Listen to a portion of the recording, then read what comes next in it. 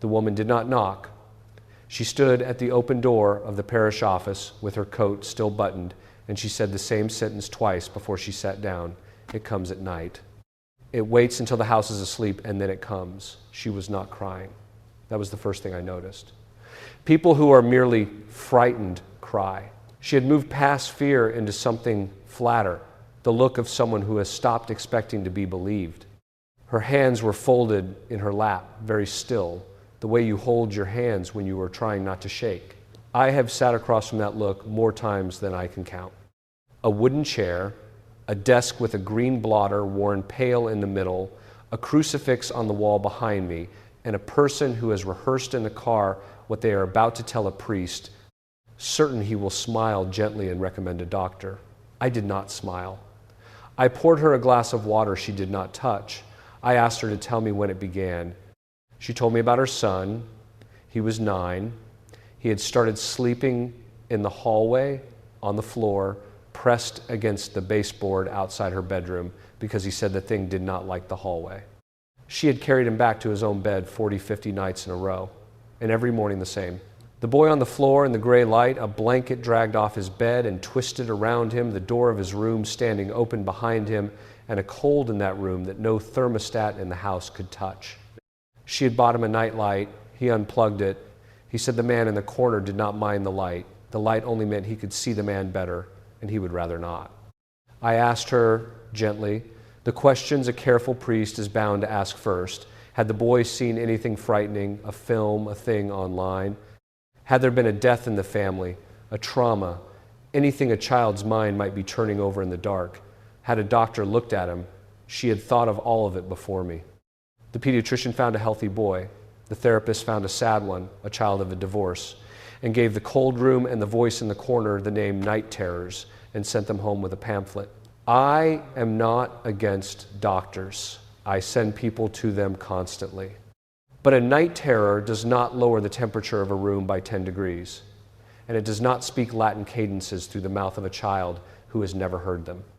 I want to tell you what was at her threshold by the end of this and why it mattered, but not yet.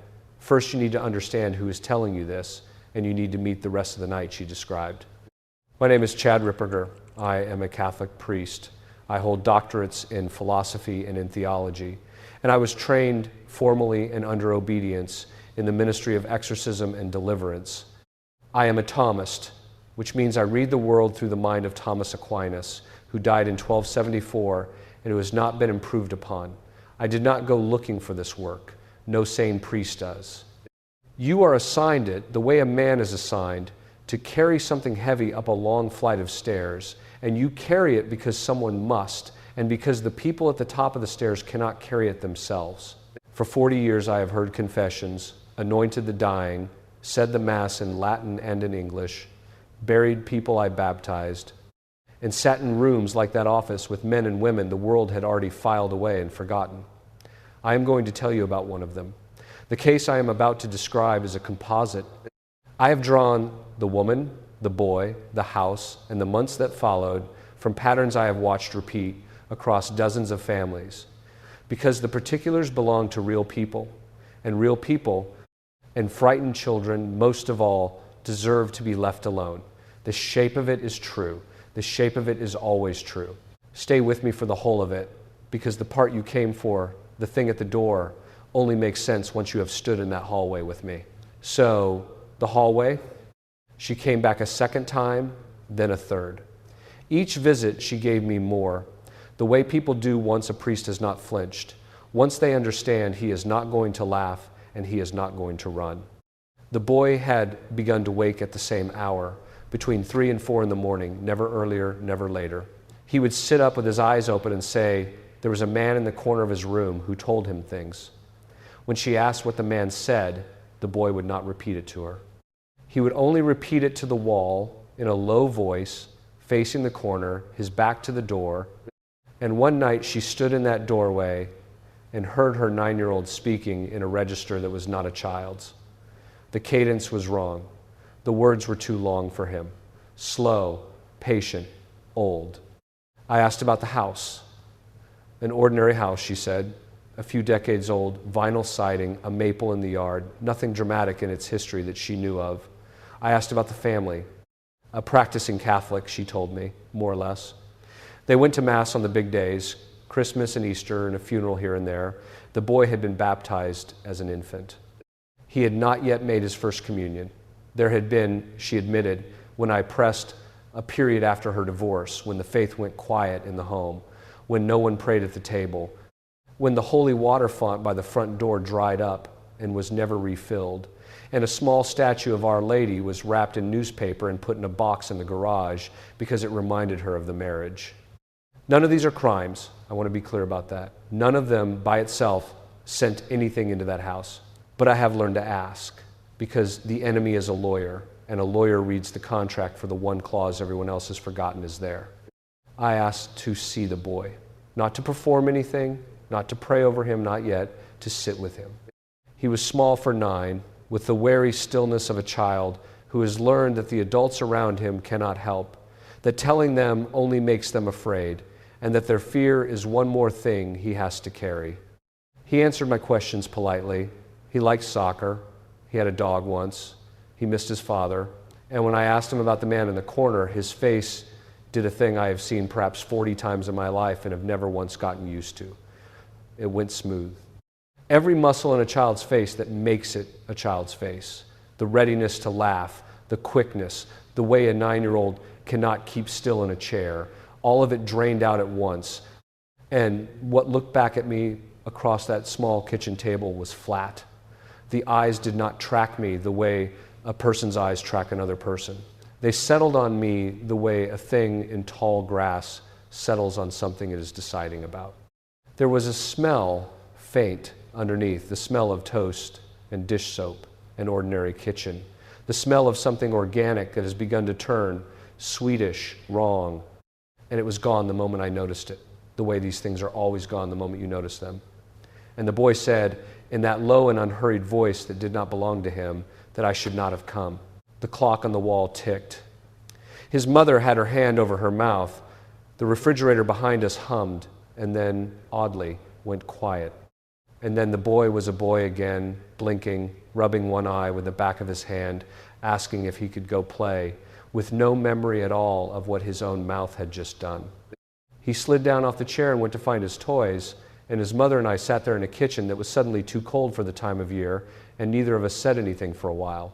I want to be honest with you about what that is like, because the films get it wrong. There is no music. There is no swelling dread you could put your finger on. There is a kitchen and a clock and a coffee maker and a child, and for 3 or 4 seconds something looks out through the child that is not the child, and then it is gone, and the ordinary world closes back over the spot like water, and you are left wondering whether you imagined it. That doubt is not an accident. The doubt is part of how it works. The enemy is content to be disbelieved. Being disbelieved is the most comfortable arrangement he has. I have been in that moment enough to know what it is and what it is not. So let me slow down and tell you what I understood, because this is where the theology stops being abstract and starts being a description of the room I was sitting in. Aquinas teaches in the part of the Summa Theologiae that treats of the angels, questions 50 through 64, that an angel is a pure intelligence, a mind without a body. When the angels were tested and some fell, they did not lose their intelligence. A fallen angel is not stupider than a holy one. He is a vast, ancient, ruined intellect, fixed forever in his hatred, and he retains every ounce of the cunning he was created with. This is the single fact the modern world cannot hold in its head. It pictures the demonic as either a cartoon with a pitchfork or a metaphor for bad moods. Aquinas says it is neither. It is a person in the strict sense, a someone with a will set permanently against God and against you, and with a mind that has been studying human beings, our weaknesses and our hours and our wounds, since before your grandparents were born.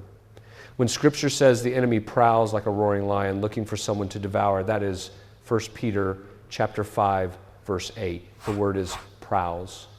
He is not rushed. He is patient. He has nothing but time, and he spends it on us. Now, the church does not lump every spiritual affliction into one bin, And the failure to make these distinctions is where a great deal of foolishness comes from on both sides. From those who see a demon behind every headache, and from those who deny there is any such thing at all. There are degrees, and I watch this case move down through them. There is temptation, which every human being suffers, which the Lord himself suffered in the desert, and which is not yet an affliction at all, only the ordinary pressure of the enemy on the will. There is oppression, an external assault, the bad luck that is not luck, the wall of discouragement that comes from nowhere, the marriage that curdles for no reason a counselor can name. There is obsession, the siege of the mind, the same dark thought returned again and again until a person can no longer think around it, the thought that tells him he is worthless, that tells him to end it, the thought that wears a groove in the soul. There is infestation when the disturbance attaches to a place, a house, a piece of land, an object, the cold room, the door that will not stay shut, the footsteps in an empty upstairs. And there's possession, the rarest and the gravest, when the enemy lays hold of the body itself and speaks and moves through it as he had begun in flickers at the kitchen table to do through that boy. I am not telling you the boy was possessed. He was not. Not fully, not then, and I thank God I caught it when I did.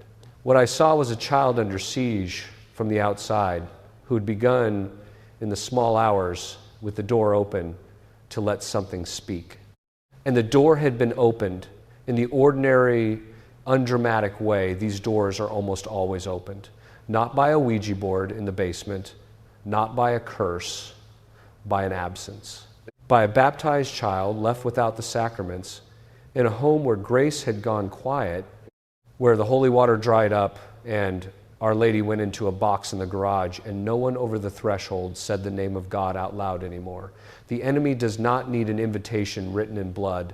He has all the patience in the world. He needs only a house with the lights off. The church has known this for a very long time, longer than the country we live in has existed. The old rite of exorcism, the one set down in the Rituale Romanum promulgated in 1614, speaks to the enemy with the blunt authority of a sentence handed down in the name of Jesus Christ, with no hesitation and no negotiation. It does not ask, it commands. It is the voice of an institution that has done this 10,000 times across the centuries and is not impressed and is not afraid. I have used the older form. I will tell you plainly that there is a difference between it and the revised rite issued in 1999. And the difference is not only the Latin. We will come back to that because it bears directly on why so many families today are left standing at a door that no one will open for them. But you came for the threshold. So let me bring you to the night it changed. I did not exorcise that boy. He did not need an exorcism, and a true exorcism is not a thing you reach for first, the way the films would have you believe. He needed his home back. He needed the lights turned back on. And the instrument the church gives for that is older and quieter than the dramatic rite, and it is exactly the thing the title of this video pointed you toward, and it is exactly the thing the world has taken and turned into a charm and a party joke. I blessed the house. I want to describe it plainly so that you see it was not theater. I came with blessed salt over which a priest has prayed the prayer the church has used since the days of that 1,614 ritual, in which God is asked to make the salt a sign of health for body and soul wherever it is sprinkled, so that the unclean spirit may depart from that place. I came with holy water, properly blessed, not tap water poured into a bottle. I came with a St. Benedict medal and a blessed crucifix to fix at the doors. And we went through that house, room by room, the mother a step behind me with her hand on the door frames, and at the threshold of the boy's bedroom, the cold room, the room where it sat in the corner, I stopped. You should know what is on the St. Benedict medal, because it is the whole argument cast in metal. Around the cross on the back of it run the initials of a Latin prayer of rejection. Vade retro Satana. Begone, Satan. Numquam suade mihi vana. Never tempt me with your vanities. It is not a spell. The letters are not a code that does the work by themselves. It is a soul speaking to the enemy in the words of the church. And it is the words and the one behind the words that carry the weight, never the metal. I put the metal at the door. I sprinkled the holy water across the threshold and into the four corners of that room, and I said the prayer blessing over it, and I asked, in the name of Jesus Christ, and by the authority the church laid on me the day she ordained me, that nothing not of God remain in that place. The cold did not vanish like a light switched off. I will not tell you that, because it would not be true, but something in the room loosened. The mother felt it before I said a word. She told me later it was like a held breath, let go. The boy slept in his own bed that night. He slept in it the next night and the one after that. The cold lifted out of the room over the course of a week.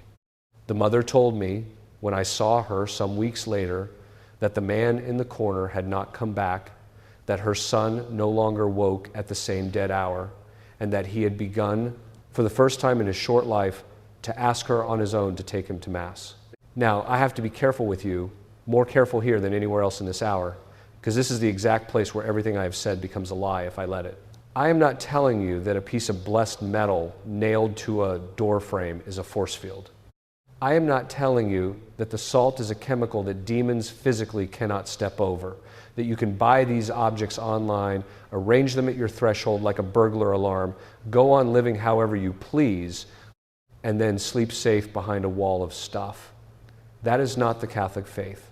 That is paganism wearing a crucifix. A sacramental is not an amulet. It does not work by physics, and it does not work by your merely owning it. What crossed that threshold and did not come back was not stopped by salt. It was stopped by the authority of Jesus Christ, exercised through his church, landing in a home where a mother had finally begun to open the windows to grace, where a baptized child was being carried back toward the sacraments that are his by right. The objects are real, and the church means them, and I would not be without them. But they are the visible edge of an invisible thing, the prayer of the church and the soul in the state of grace. Take the grace away, and you are left holding a metal disc. What you do with that distinction is your decision before God. So let me tell you what this case actually proved, because it is not quite what the title alone might make you think, and it is the thing I most want you to carry out of this hour and into your own house tonight. The real defense of that home was never the salt at the door. It was the sacraments behind the door. And the sacraments are not symbols. Begin with the Eucharist. The church teaches, and has always taught in every century, that in the Blessed Sacrament, the Lord Jesus is present, truly, really, and substantially, body and blood, soul and divinity, under the appearance of bread. I have stood at the altar with the host raised in my hands tens of thousands of mornings. I have also stood in rooms where something was speaking and snarling through a human throat. And I will tell you what I have observed there, not as a theory I read in a book, but as a thing I have watched with my own eyes. The demonic cannot bear the real presence. It is not a metaphor to them. To them, it is fire. They know exactly what it is. And the whole long strategy of the enemy across the modern West has been to persuade Catholics to doubt the one thing he himself has never doubted, not for a single instant. Then there is confession. When I told you the enemy is a lawyer reading the contract for the forgotten clause, I meant it precisely, not as a figure of speech. Habitual sin, unrepented, clung to, defended, gives the enemy a legal foothold, a claim, a piece of ground he is entitled to stand on. Confession does not merely make a man feel lighter on a Saturday afternoon. It tears the contract up. The Lord gave that power to his priests in the upper room in the Gospel of John, chapter 20, verse 23, when he breathed on the apostles and told them that the sins they forgive are forgiven. I have worked cases that would not move, that would not break, no matter the prayers, no matter the relics, no matter how long we stayed, until at last the afflicted person made one honest confession of something they had carried in silence for 30 years. And then the thing came loose the way a hand comes loose when the tendon behind it is finally cut. The Blessed Sacramentals belong in this same order.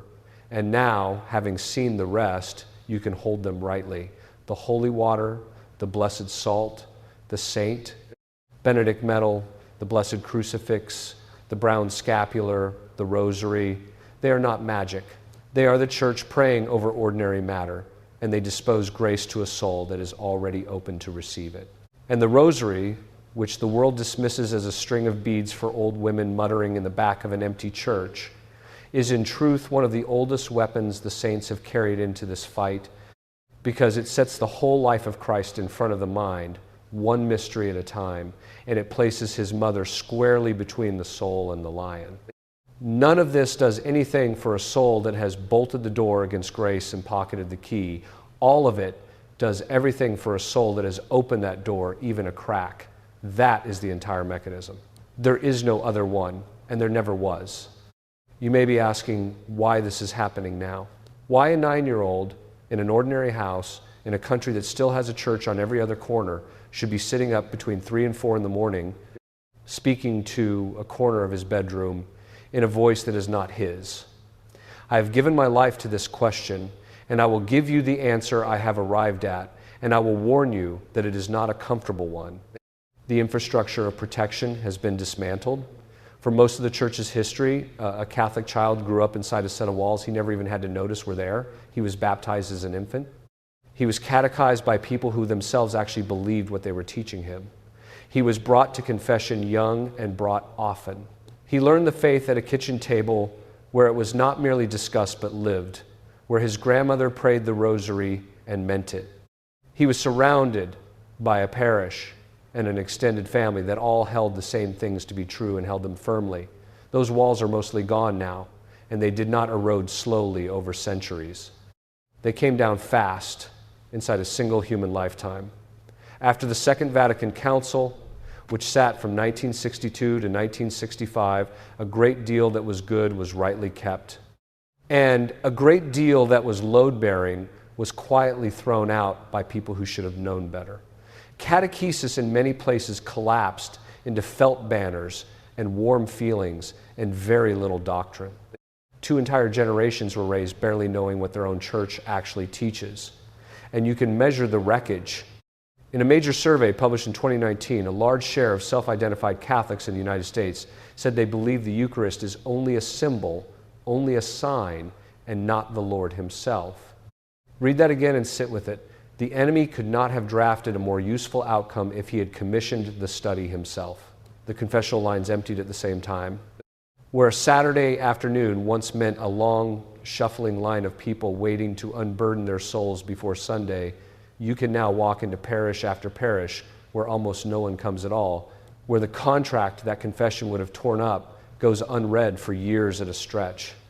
And when that older rite of exorcism was revised in 1999, the new norms layered in cautions and permissions and procedural gates that, whatever their good intent, can in practice leave a desperate family waiting a very long time for help while a chancery weighs and reweighs whether to authorize a priest to act.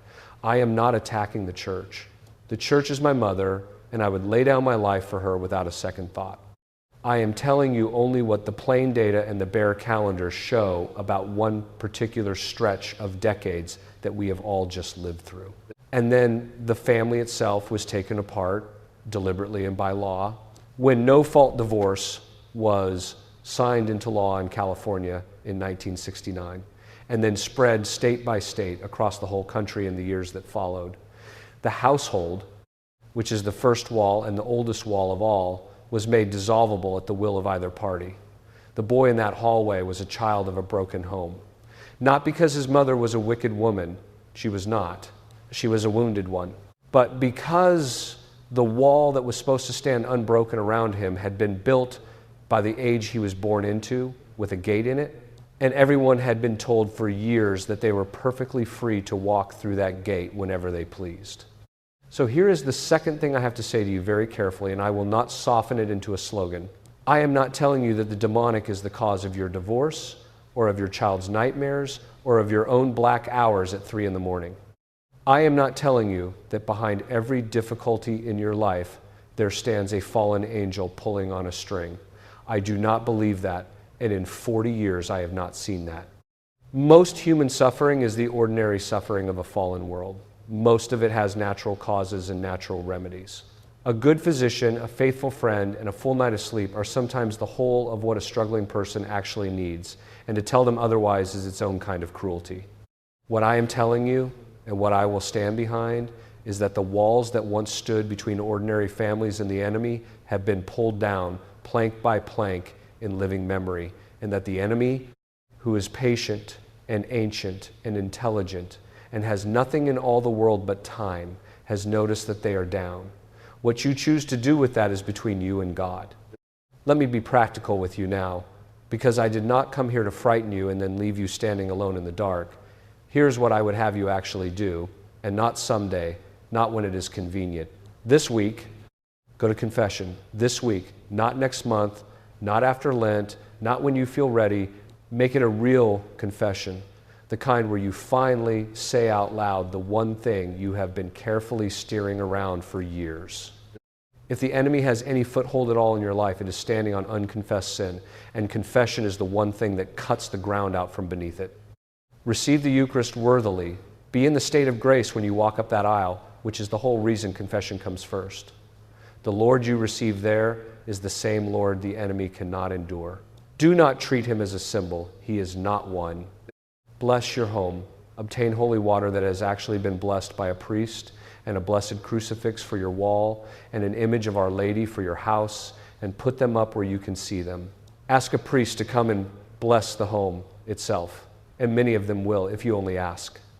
And then take out of your house anything tied to the occult, the boards, the charms, the cards, the apps on your phone that play at fortune telling, every bit of it. You cannot ask grace to fill a room that you are also renting out to its enemy. Consecrate your family. Give your household formally and out loud to the Sacred Heart of Jesus and to the Immaculate Heart of Mary. Put the Mother of God deliberately between your children and the lion. Do it as a family, kneeling, with the children listening. Pray the Rosary every day, together if you have a family under your roof, alone if you do not. It is the ordinary daily wall, and the saints did not carry it through their whole lives for nothing. Find a sound spiritual director, a real priest who believes what the Church believes, and do not try to walk any of this alone. The enemy isolates. He is always isolated. A soul cut off from others is a soul he can work on in the dark, and community is half the whole battle. Inform your children yourselves. Teach them the faith at your own table, in your own words, because the felt banners did not do it, and the world outside your door most certainly will not. Remember the boy in that hallway. He was not saved by the medal at his door. He was saved by a mother who finally started carrying him back week after week to the one that the medal had only ever been pointing toward. I want to leave you with hope, and I am deliberate when I say hope and not optimism, because they are not the same thing at all. Optimism is only a mood, and a mood can be wrong and usually is. Hope is a theological virtue, and it cannot be wrong because it does not rest on the news or on the numbers. It rests on God. And the Church has stood in dark rooms like this one before. In the 4th century, nearly the whole of the Christian world went over to the Arian heresy, and it looked finished. And the faith was held by a mere handful of men, by one stubborn bishop, Athanasius, standing against the entire age, contra mundum, against the world, until at last the tide turned and ran the other way. The Church outlived the French Revolution that set out to bury her under the guillotine. She outlived the long communist century that shot her priests and shut the doors of her churches. And she outlived every one of them by the very same means, every single time, by saints, by ordinary, frightened people who chose Christ when choosing him cost them everything they had and who then did not look back. That is the choice set in front of you, and at the end of all things, it is the only choice that has ever truly mattered. Choose Christ. Choose his church. Choose his sacraments. Choose his mother. Choose the cross. And do not look back. In the next entry from the archive, I will tell you about a different kind of case and a harder one to sit through. A house where the holy water was on the wall and the St. Benedict medal was at the door, every object precisely where it ought to be, exactly as I've described to you tonight, and the thing walked in anyway and stayed. Because the man who had hung all of it had never once in his adult life darkened the door of a confessional and the soul he had so carefully bolted shut with blessed metal he had left standing wide open from the inside. The objects are not the wall. I will show you the night that proved it and what it cost before he understood.